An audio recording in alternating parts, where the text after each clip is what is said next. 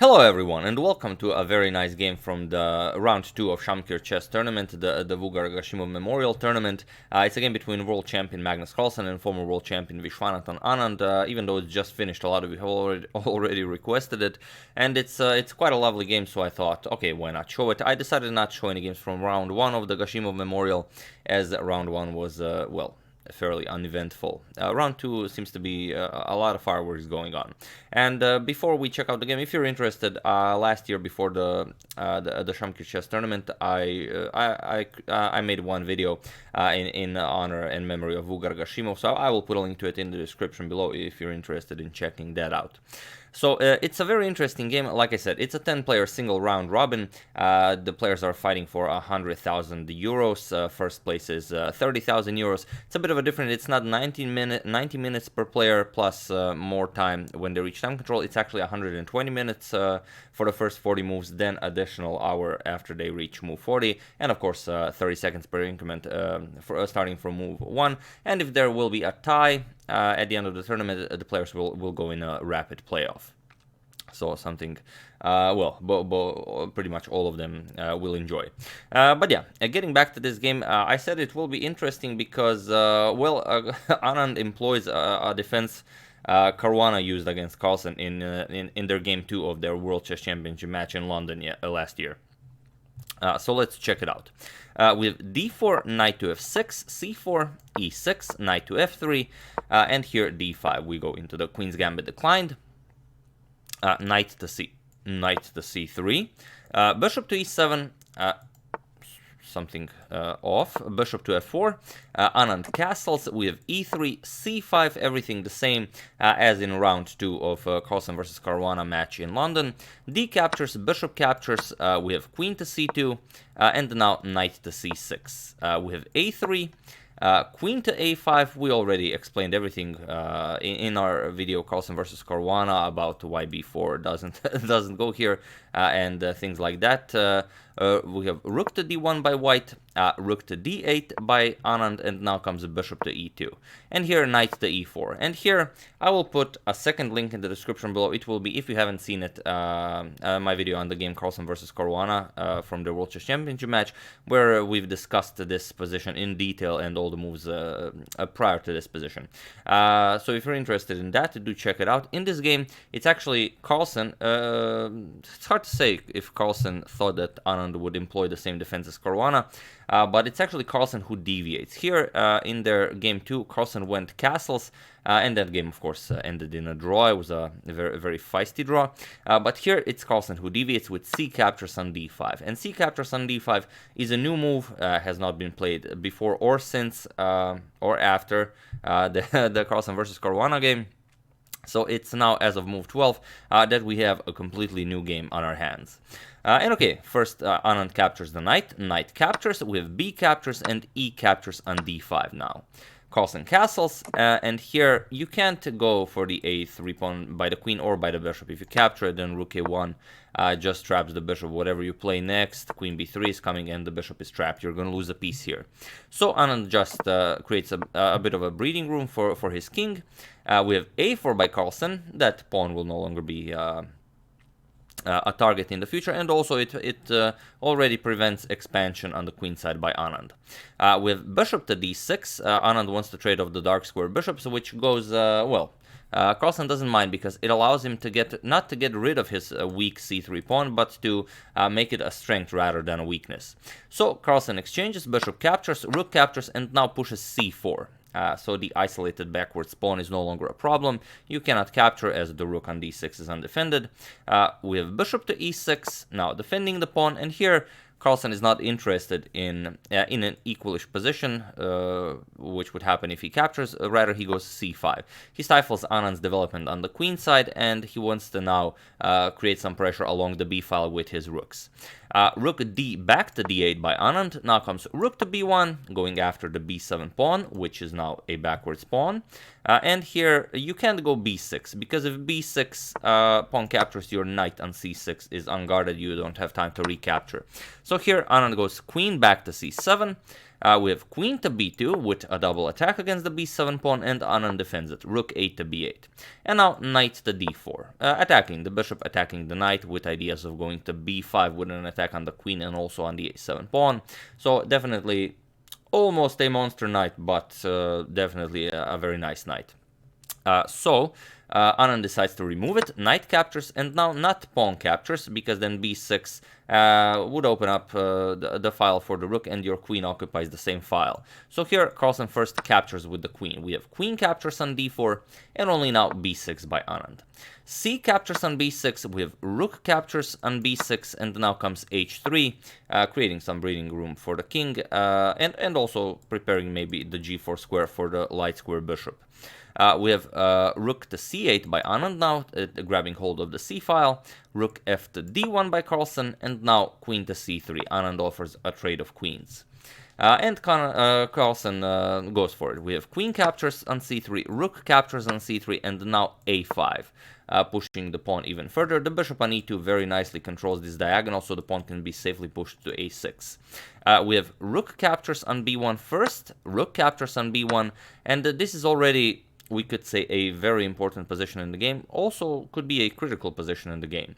Here what Anand needs to do is play g5 and just wait for Carlsen to do a rook lift. For example, rook to b7, and then he will go rook to c1, give a check, go back rook to c2, pressure the bishop. After the bishop moves, you can capture on f2, and so on. But here, sorry, not that. Here Anand makes a move that is, well, that wastes precious time. He plays rook to c5 with an attack against the a5 pawn, and here Carlsen just pushes it to a6. So the move rook c5 didn't really do anything. But it's hard to see the consequences that rook to c5 will have unless you see the rest of the game, which you will. Here we have g6. Another possible idea was bishop to c8 for Anand, which is an ugly move. Yes, you go after the a6 pawn and you allow Carlsen to pin your bishop with ideas of bishop to g4 and trapping it, but you can go g6 next, and now you will be able to take care of any bishop ideas with the move f5. So this is one option, although not the most active one. Anand went for a different plan. He played g6 first. Now comes rook to b7 by Carlsen, and now Anand tries the same idea that we already discussed, with the difference that he lost one move when he played rook to c5. He now goes rook to c1 check, king to h2, rook to c2, attacks the bishop. Bishop has to move, like we already mentioned, and now he could go for rook captures, but well, he's just a bit slower now. He first goes rook to b2 now, not allowing Carlsen to capture on a7, as the bishop on b5 is under attack. We have king to g3 by Carlsen, now defending the f2 pawn, and now bishop to c8. And here you will see the problem. Carlsen, of course, goes rook to b8, the only move, and now he pins the bishop here.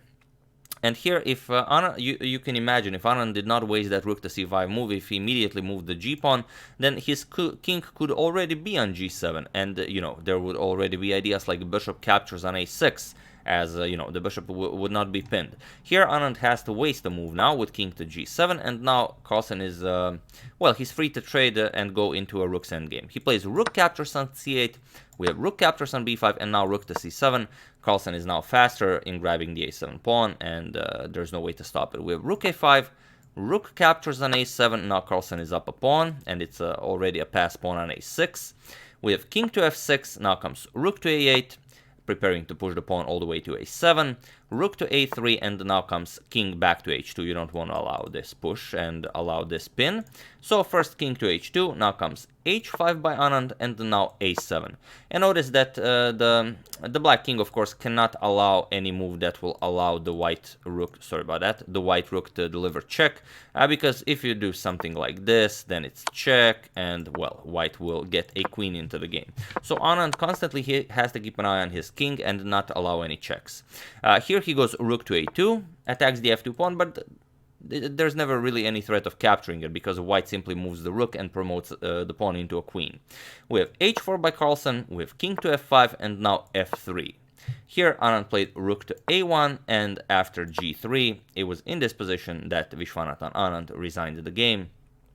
and a very nice victory for Magnus Carlsen, who is already close in live ratings to 2850, which means he's improved his rating quite a bit, as he was dropping for a very long time, and he's not all the way back to his former glory, but he's definitely improving quite a lot.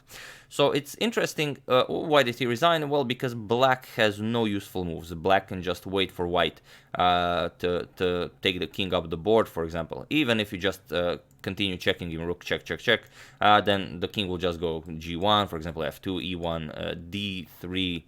You can go d1, c2, b3, b4 here, and then at some point the rook will have to decide whether the rook will guard the d5 pawn, or you will capture the d5 pawn, and then you will just be up 2 pawns, and well, that will be even more easily winning, or you will defend the d5 pawn, and then white will simply move the rook and promote the a pawn to a queen. This is the simplest explanation of how it wins. But yeah, Anand of course was not interested, as it's a textbook endgame, so there's no point. Both of them know that this is completely winning for white. So yeah, that's the game. I do hope you enjoyed it. We're not going to be showing the standings or anything, as it's only round 2, and by the looks of it, it's a very eventful round, so more, probably we'll be showing some more games. And other than that, rook to c5 move that Anand played, which was seemingly a waste of time here, that rook to c5, it doesn't seem that there was any mistake played in this game. This is just, he gave Carlsen one extra move, Carlsen used it, and after that it was just pushing a slightly better position into a win. So yeah, once again, that's the game. I do hope you enjoyed it. Do check out the links in the description below if you're interested. A video I made in honor and memory of Vugar Gashimov. The second link will be Caruana versus Carlsen if you're interested in this line, as it's discussed a lot more in their World Chess Championship game.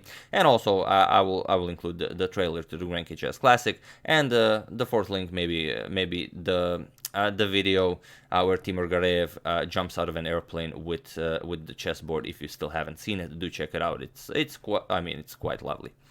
So yeah, I do hope you enjoyed it. I would like to thank George Chasti Georgiou, Georg Brainschmidt, Markus Teviot, Alan Ferns, and Michael Hildebrand for your contribution to my channel. Thank you a lot. I really appreciate it. As usual, you can check 2 of my previous videos here. Thank you all for watching, and I will see you soon, hopefully with some more interesting content. Just, doing what we usually do here. And I have to stress this out.